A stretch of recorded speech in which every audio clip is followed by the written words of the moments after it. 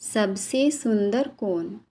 एक समय की बात है, एक राजा ने 2 दास खरीदे, जिसमें एक दास दिखने में सुंदर था और दूसरा दिखने में सामान्य सा और गंदा था।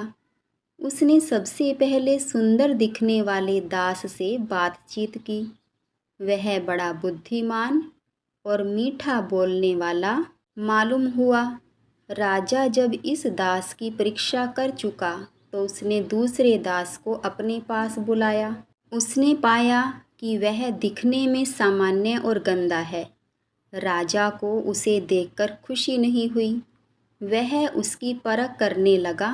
पहले वाले दास को उसने नहा धोकर आने के लिए कह दिया और दूसरे से कहा, तुम अपने बारे में कुछ बताओ।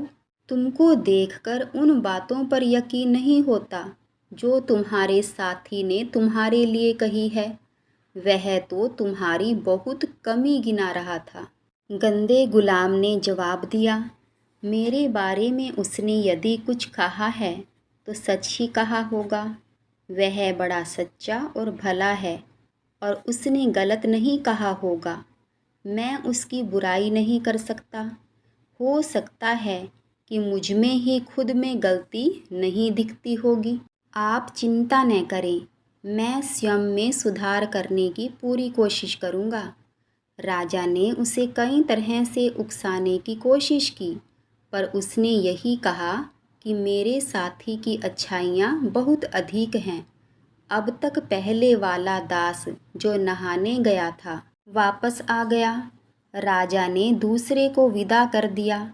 सुंदर दास के गुणों की तारीफ करते हुए राजा ने कहा, पता नहीं तुम्हारे साथी को अचानक क्या हो गया था कि उसने पीठ पीछे तुम्हारी खूब बुराई की। सुंदर दास ने चिढ़कर कहा, राजा जी, उसने जो कुछ भी मेरे बारे में कहा जरा मुझे भी बतलाइए।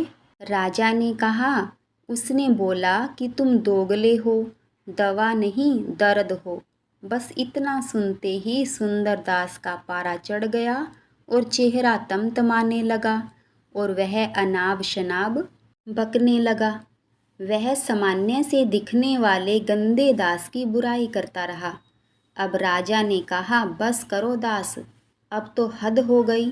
वह दास तो सिर्फ गंदा रहता है, तुम्हारा तो स्वभाव ही गंदा है। तो दोस्तों, अगर आपको हमारी यह कहानी पसंद आई हो तो वीडियो को लाइक और चैनल को सब्सक्राइब करना ना भूलें। और कहानी को अंत तक सुनने के लिए आप सभी का बहुत बहुत धन्यवाद।